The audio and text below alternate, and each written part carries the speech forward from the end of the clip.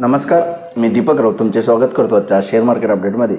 आज मार्केटमध्ये क्रॅश बघायला मिळाला. मार्केटमध्ये ब्लडबाथ कंटिन्यू आहे. फॉल मार्केटनं कंटिन्यू केला. निफ्टी ओपनिंगपासून 24,300 ओपनिंगला निफ्टी टच झाला ओपनिंगचा हाय पहिल्या 1-2 मिनिटांमध्ये आणि त्यानंतरनं कंटिन्यू पहिल्या मिनटापासून जे निफ्टी डिक्लायनिंग करत राहिली ती क्लोजिंगला शेवटच्या मिनटापर्यंत निफ्टी कंटिन्यू घसरत राहिली. महत्त्वपूर्ण सपोर्ट जे होते 24,100, 24,000 हे सगळे ब्रेक केले आणि ऑलमोस्ट 24,800 जो 850 जो एक मेजर सपोर्ट आहे तिथून बंद झाला. 23,700 आणि 24,800 ही एक सपोर्ट झोन आहे. 23,700 आणि 23,800 तिथंपर्यंत निफ्टी येऊन पोचला. Continue slide Nifty Sensex bank निफ्टीमध्ये बघायला मिळाली आणि मार्केटमध्ये आज वन वे ब्लडबाथ बघायला मिळाला. मार्केटचं फिअर मिडल ईस्ट टेन्शनला घेऊन, गॅस टंचाईला घेऊन आणि इंधनाच्या पेट्रोल डिझेलच्या टंचाईला घेऊन मार्केटला काळजी आहे. कारण स्ट्रेट ऑफ हॉर्मझमधून शिप सध्या तरी पास होत नाहीत अशी न्यूज आलेली आहे. काल न्यूज आलेली की US एस्कॉर्ट करणार आहे शिपना.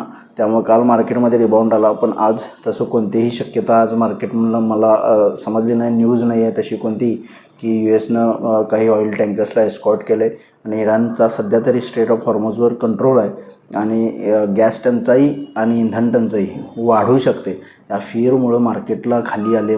ग्लोबल मार्केट सगळेच खाली आलेले आहेत की इंधनाचा पुरवठा शॉर्टेज होऊ शकतो.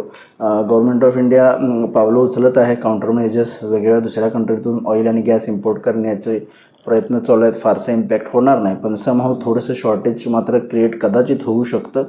त्यामुळं मार्केटला हे फिअर आहे की जर शॉर्टेज क्रिएट झालं तर थोडंसं हे प्रॉब्लेमॅटिक इकॉनॉमीसाठी होईल. पण तो एक शॉर्ट टर्म असणार आहे. पण मार्केटच्या ओव्हर रिॲक्शन्स आहेत असं मला वाटतं. मार्केटचा ब्लडबाथ त्यामुळे कंटिन्यू आहे. मार्केटचा फॉल कंटिन्यू आहे आणि लोवेस्ट क्लोजिंग ह्या युद्धाचे जेव्हापासून न्यूज सुरू झाले तेव्हापासून क्लोजिंग लोवेस्ट जो आहे तो दिला आहे. 23,700 ओपनिंगचा सोमवारचा लो होता पण त्यानंतर चांगली रिकव्हरी आलेली आणि 24,000च्या वरती जाऊन बंद दिला. पण आज तसं नव्हतं. 24,000च्या खाली 23,850च्या आसपास बंद दिला. Almost 400 point Nifty minus, Sensex 1,300-1,400 point minus, bank Nifty 1,200 point मायनसमध्ये. म्हणजे हे वीक क्लोजिंग मानलं जाईल ह्याला. 24,000च्या खाली जे क्लोज आलं आहे 2-3 दिवसाच्या जे रिकव्हरी आली आज तसं न होता ओपनिंगपासून सेलिंग बघायला मिळालं जे थोडंसं मला वाटतं काळजी करणारं आहे आणि जे थोडंसं टेन्शनचं कारण आहे. ते म्हणजे ज्या पद्धतीने निफ्टीने 24,000च्या खाली बंद दिला आहे लोवेस्ट क्लोजिंग आहे आणि मला वाटतं फर्दर लो लेवल्स जर या इंधन शॉर्टेजची जर काही रिझॉल्युशन नाही मिळालं तर फर्दर लो लेवल्स आपल्याला कदाचित इंडेक्समध्ये बघायला मिळू शकतील असं मला वाटतं. आणि जर 23,700 जो सोमवारचा ओपनिंग लो आहे तो ब्रेक झाला तर फर्दर 23,500पर्यंत सुद्धा निफ्टी जो आहे तो खाली जाऊ शकतो अशी सध्या तरी थोडीशी आशंका आहे. त्यामुळे थोडंसं मार्केट फिअरमध्ये आणि कॉशियस राहणं गरजेचं आहे. ओव्हरऑल मार्केटचा फॉल कंटिन्यू आहे. ब्लडबाथ कंटिन्यू आहे. मार्केट मिडल ईस्टच्या टेन्शनला घेऊन फिअरमध्ये आहे आणि लवकर हे फिअर निवळलं असं कोणत्याही पद्धतीनं दिसत नाही आहे किंवा अमेरिका ही कोणत्याही पद्धतीनं वॉर लवकर थांबवेल असं दिसत नाही. इराणकडूनही तशा पद्धतीचे चर्चेसाठी तयारीचे कोणतेही संकेत नाही आहेत. अमेरिका पूर्णतः इराणला उद्ध्वस्त केल्याशिवाय ऐकणार नाही. कारण मिडल ईस्टमधल्या सर्व देशांचा दुबई, कतार, सौदी अरब या सर्व देशांचा जो आहे तो अमेरिकेला पाठिंबा आहे इराणला बाद करण्यासाठी. नाहीतर अदरवाईज इराणकडनं त्यांना कंटिन्युअस थ्रेट येत राहतील. त्यामुळे त्यांच्या मिसाईल्स पूर्णतः डिस्ट्रॉय करून गव्हर्नमेंट चेंज करण्याबाबतीत आणि न्यूक्लिअर डील सील करण्याबाबतीत तोपर्यंत US त्यांच्यासोबत वार खेळू शकतं असं मला वाटतं. त्यामुळे थोडंसं मार्केटला त्या काळजीमुळं मार्केट थोडंसं हे युद्ध आणखी बराच काळ लांबेल असं दिसते. यामुळं इंधन शॉर्टेज क्रिएट होऊ शकतो या सगळ्या भीतीमुळं मार्केट खाली आले. त्यामुळे ओव्हरऑल मार्केट वीक आहे आणि फर्दर मला वाटतं मार्केटमध्ये विकनेस राहील.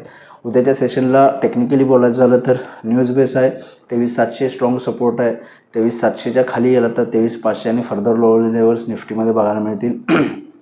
23,700 जो सोमवारचा ओपनिंग लो आहे तो एक स्ट्रॉंग सपोर्ट म्हणून रिॲक्ट होऊ शकतो. पण जर 23,700 ब्रेक झाला तर फर्दर लोअर लेवल्स येतील. हायर लेवलला जोपर्यंत आपण 24,000च्या वरती जाणार नाही तोपर्यंत रिकव्हरी येणार नाही. त्यामुळे 24,000 एक स्ट्रॉंग रेजिस्टन्स आहे. 24,000च्या वर गेलो तर 24,200-300पर्यंतची रिकव्हरी येऊ शकते. आजचा जो फॉल आहे तो कदाचित थोडंसं रिकवर होऊ शकतो. पण मजबूतीनं वरती जायचं असेल तर 24,000 निफ्टीला क्रॉस होणं आता गरजेचं आहे. आणि जर 23,700 ब्रेक झाला तर फर्दर विकनेस मार्केटमध्ये क्रिएट होईल आणि फर्दर लो लेवल्स आपल्याला बघायला मिळतील असं सध्या तरी चित्र आहे.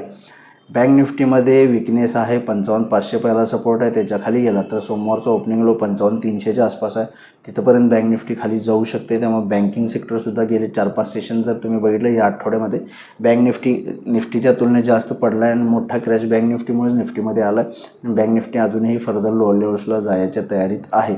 त्यामुळे जर बँक निफ्टीनं 55,500 ब्रेक केला तर 55,200च्या खाली बँक निफ्टी फर्दर वीक होऊन खाली पडू शकतो. हायर लेवलला 56,000 क्रॉस केला तर एखादी मायनर रिकव्हरी 56,300पर्यंतची येऊ शकते. मग 56,000 पहिला रेजिस्टन्स आहे. 56,000च्या वर गेलं तर 56,300पर्यंतची रिकव्हरी बँक निफ्टीमध्ये येऊ शकते. या लेवल्सनुसार तुम्ही सोमवारी ट्रेड करू शकता.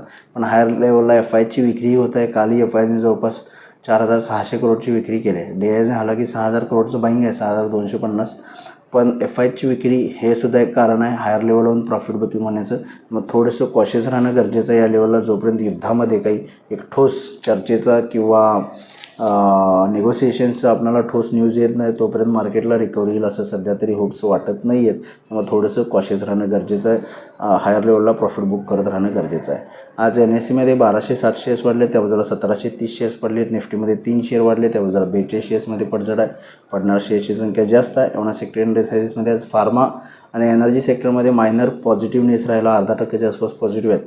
पण आजच्या फॉलला लीड केले ऑटो सेक्टर 3% डाऊन, त्याच्या पाठोपाठ बँकिंग सेक्टर 2% डाऊन आहे आणि FMCG रियालिटी हे 1.5% डाऊन आहेत.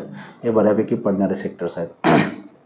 ग्लोबल मार्केटचा आढावा घेतला तर युरोपियन मार्केट्स मायनस आहेत, सध्या 1 ते 1.5% मायनस आहेत. डाऊ फ्युचर्स जवळपास 50 पॉईंट मायनस आहेत. त्यामुळे ओव्हरऑल US मार्केट आणि युरोपियन मार्केटमध्ये विकनेस दिसतोय.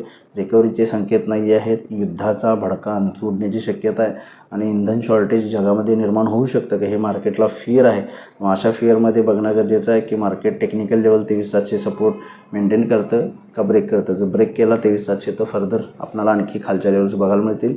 जर प्रोटेक्ट केला तर थोडंसं 24,000च्या वर गेलो तर रिकव्हरी येऊ शकते. तर बघूया उद्या मार्केट कशा पद्धतीनं बिहेव होतात. माझा व्हिडिओ ऐकला त्याबद्दल धन्यवाद. माझा व्हिडिओ जास्तीत लाईक करा, शेअर करा, माझ्या चॅनल सबस्क्राईब करून डेली अपडेटसाठी बेल आयकॉनला क्लिक करा. धन्यवाद.